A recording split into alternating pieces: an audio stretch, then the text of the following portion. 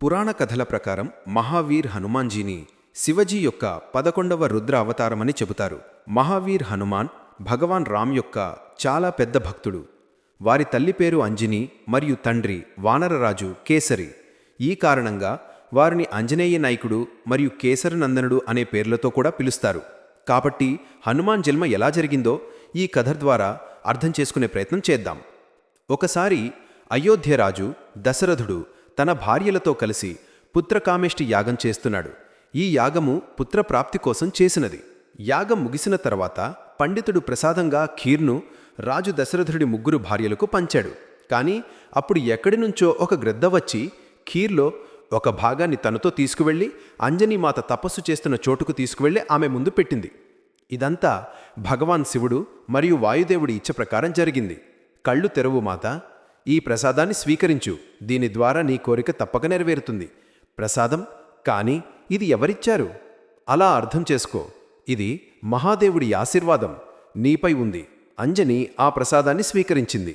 తర్వాత రోజు మా అంజని ఒక కొండపై నిలబడి సూర్యదేవుడి తేజస్సును పొందుతుంది. కానీ అప్పుడు అక్కడ చాలా వేగంగా గాలి వీచడం మొదలైంది. గాలి వేగం అంత తీవ్రంగా ఉండటంతో ఆమె వస్త్రాలు ఎగిరిపోవడం మొదలయ్యాయి. ఆమె ఆలోచించింది, ఇది ఖచ్చితంగా ఏదో దానవుడి దుర్మార్గమై ఉండాలి. ఆమె కోపంగా అంది, ఏ దానవుడు నా వంటి పతివ్రత స్త్రీని అవమానించే ప్రయత్నం చేస్తున్నాడు? అప్పుడు అక్కడ వాయుదేవుడు ప్రత్యక్షమై క్షమాపణ చెబుతూ అన్నాడు, దేవి శాంతించు. వాస్తవానికి నీ భర్తకు లభించిన వరం ప్రకారం నీకు నాతో సమానమైన శక్తివంతుడు బలవంతుడు అయిన పుత్రుడు లభిస్తాడు. ఆ వరాన్ని నెరవేర్చడానికి నేను నీ శరీరాన్ని స్పర్శించాల్సి వచ్చింది. నా స్పర్శ ద్వారా రుద్రదేవుడి యొక్క అంశం కూడా నీ శరీరంలో ప్రవేశించింది. అందుకే మహాదేవుడి అవతారంగా నీ పుత్రుడు ఈ భూమిపై జన్మిస్తాడు. కొంతకాలం తర్వాత వాయుదేవుడి మాట సత్యమైంది మరియు మహాదేవుడు హనుమాన్ రూపంలో కార్తీక మాస చతుర్దశి నాడు వానరరాజు ఇంట అంజనీమాత గర్భం నుంచి హనుమాన్జీ రూపంలో జన్మించాడు. ఇలా కొన్ని నెలలు గడిచాయి. ఒకరోజు హనుమాన్కు బలమైన ఆకలి వేసింది. మాతాశ్రీ, మాకు చాలా బలమైన ఆకలి వేసింది, మాకు ఏదైనా తినటానికి ఇవ్వండి. నేను ఇప్పుడు నీకోసం పండ్లు తెస్తాను. కానీ మా అంజనీకి రావటంలో కొంచెం ఆలస్యమైంది మరియు హనుమాన్ ఆకలిని తట్టుకోలేకపోయాడు. అతని దృష్టి చెట్టు నుంచి కనిపిస్తున్న ఎర్రటి సూర్యుడిపై పడింది. అరేవా, ఇది ఎంత ఎర్రటి పండు! ఖచ్చితంగా ఇది చాలా తీయగా ఉంటుంది. ఇలా అనుకుని హనుమాన్ ఆకాశం వైపు ఎగిరాడు. కానీ ఆ రోజు అమావాస్య రోజు కావటంతో సూర్యుడిని గ్రస్తుడు రాహు వచ్చాడు. కానీ హనుమాన్ని చూసి అతనికి అది మరొక రాహు అనిపించింది. అందుకే అతను అక్కడ నుంచి నిశ్శబ్దంగా వెళ్ళిపోయాడు. కానీ హనుమాన్ ఆకలి పెరుగుతూనే ఉంది మరియు అతను సూర్యుడి వైపు ముందుకు సాగుతున్నాడు. అప్పుడు ఇంద్రదేవుడి దృష్టి హనుమాన్పై పడింది. ఈ బాలుడు సూర్యుడిని మెరంగేసి తన ఆహారంగా చేసుకోకూడదు, నేను దీనిని ఆపాలి. ఇలా అని ఇంద్రదేవుడు హనుమాన్పై ప్రహారం చేశాడు మరియు అతను మూర్చిపోయి క్రింద పడిపోతూ ఉన్నాడు. అప్పుడు వాయుదేవుడు అక్కడికి వచ్చి అతన్ని పట్టుకున్నాడు మరియు కోపంగా ప్రతి జీవి యొక్క వాయు సంచారాన్ని ఆపేశాడు. అప్పుడు అక్కడ అందరూ దేవతలు ప్రత్యక్షమై వాయుదేవుడిని అలా చేయకుండా ఆపారు. తర్వాత అందరూ దేవతలు హనుమాన్జీకి వరాలిచ్చాయి. నా వరమేమిటంటే ఈతను అమిత ఆయుష్టు కలిగి ఉంటాడు. నా వరమేమిటంటే ఈతను ఎప్పటికీ వజ్రం నుంచి ఓడిపోడు.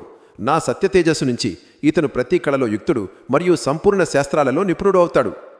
నా వరం నుంచి ఇతను పాశము మరియు జలం నుంచి అభయం పొందుతాడు. ఇతను ఎప్పటికీ యమదండ నుంచి అవధుడు మరియు పాశం కాడు. ఇతను ఎప్పటికీ అజేయుడు మరియు ప్రమాద యోధుల నుంచి అజేయత్వం పొందే యోధుడు అవుతాడు. అస్త్రశస్త్రాలు మరియు యంత్రాలు మొదలైనది దీనికి ఎటువంటి ప్రభావం చూపవు. ఈ విధంగా అందరి దేవతల ద్వారా హనుమాన్జీ అత్యంత శక్తివంతుడయ్యారు మరియు ఈ విధంగా ముందుకు వెళ్ళి అతను చేసిన కార్యాలన్నీ హనుమాన్ భక్తుల్లో ప్రసిద్ధి చెందాయి. కాబట్టి ఇది హనుమాన్జీ యొక్క సంపూర్ణ కథ.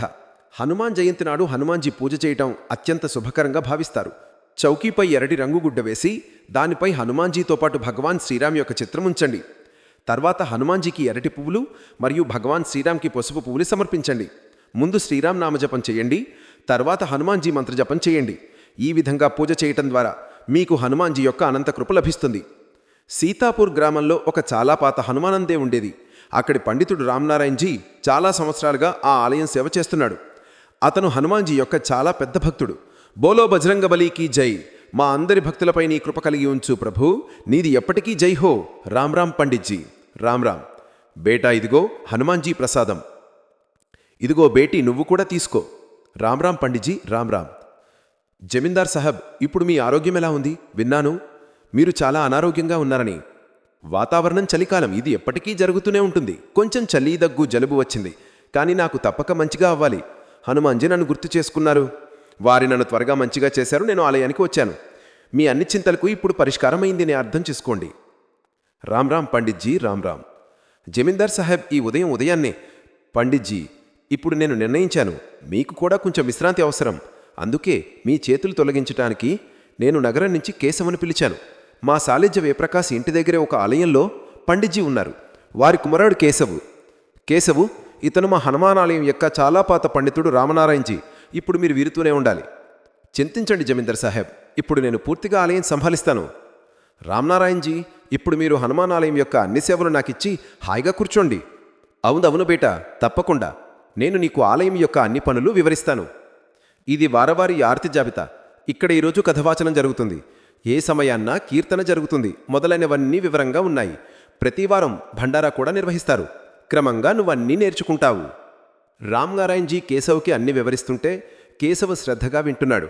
హనుమాన్జీ విగ్రహం చాలా అందంగా ఉంది. దానిపై బంగారు కిరీటం, మెడలో బంగారు మాల మరియు బంగారు ఇతర ఆభరణాలు కూడా అమర్చబడి ఉన్నాయి. కేశవి యొక్క మొత్తం శ్రద్ధ హనుమాన్జీ యొక్క బంగారు ఆభరణాలపైనే ఉండేది. అతని మనస్సులో బంగారు ఆభరణాల లాలసి ఏర్పడింది మరియు అతను ఆభరణాలు గుంగిలించటానికి ప్లాన్ చేయడం మొదలుపెట్టాడు. ఏం చెయ్యాలి? పాము కూడా చచ్చిపోవాలి మరియు కర్ర కూడా విరగకూడదు. నాకు హనుమాన్జీ విగ్రహం నుంచి ఆభరణాలు దొంగిలించాల్సిందే. చాలా ఖరీదైన ఆభరణాలతో అలంకరించబడి ఉంది. సరే, అవకాశం చూస్తూనే ఆభరణాలను ఆధీనంలోకి తెచ్చుకుంటాను. ఇలా ప్రతిరోజు రామనారాయణజీ ఆలయానికి లేట్గా వస్తారు. అప్పుడు నాకు మంచి అవకాశం ఉంటుంది.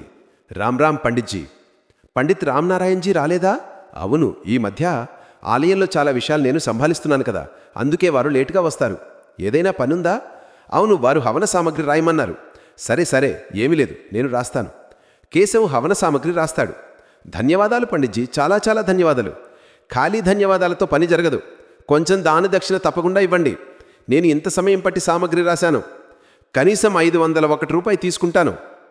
కానీ నా దగ్గర అంత డబ్బు లేదు. పండిట్జీ ఎప్పుడూ నా దగ్గర అంత డబ్బు అడగలేదు. అరే, పండిట్జీ ఇప్పుడు ముసలివాళ్ళు అయిపోయారు. వాళ్ళకి ఎలా పని నడపాలో తెలియదు. మనకు కూడా ఖర్చు నీళ్లు తీర్చాలి కదా. రండి, దక్షిణివ్వండి. అప్పుడు పండిత్ రామనారాయణజీ వచ్చి కేశవ్ అలా చేస్తున్నాడు చూస్తాడు. కేశవ్, ఇది ఏం చేస్తున్నావు?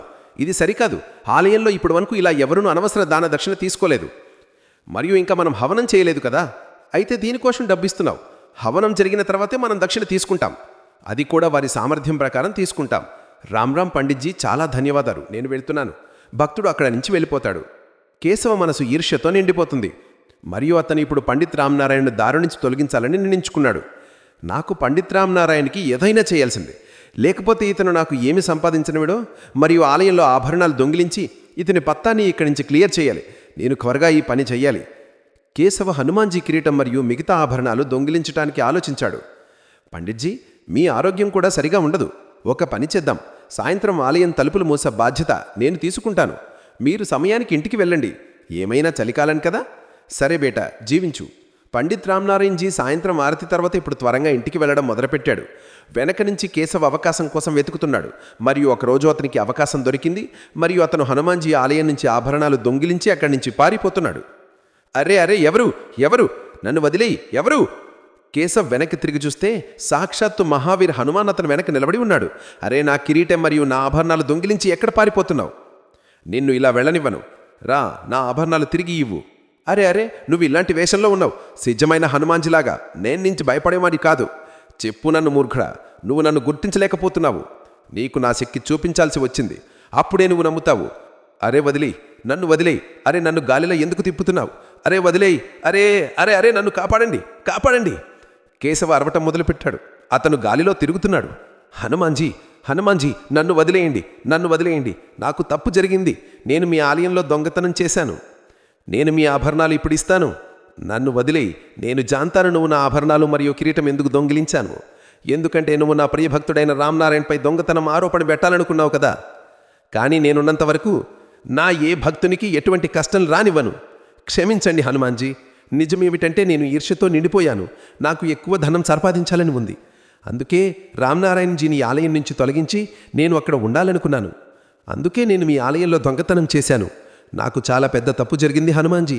నన్ను క్షమించండి. నేను మీతో ఇలాంటి తప్పు ఎప్పుడూ చేయను. పూర్తి శ్రద్ధాభక్తితో మీ పూజ మరియు భక్తి చేస్తాను. అందరితో ప్రేమగా ఉంటాను మరియు ఎటువంటి బేమాని చెయ్యను. సరే, నేను క్షమిస్తున్నాను. వెళ్ళు, ఈ కిరీటం మరియు ఆభరణాలు ఆలయంలో తిరిగి పెట్టు, మరియు నీ పనిని పూర్తి ఇమాంతం చెయ్యి. కేశవ్ చేతులు జోడించి నిలబడి ఉన్నాడు. హనుమాన్జీ అక్కడి నుంచి అంతర్ధానమైపోతాడు. కేశవ్ కళ్లలో పశ్చాత్తాప బాష్పాలు ఉన్నాయి. అతను ఆలయానికి తిరిగి వెళ్ళి మళ్ళీ హనుమాన్జీకి కిరీటం మరియు అన్ని ఆభరణాలు తిరిగి అలంకరిస్తాడు.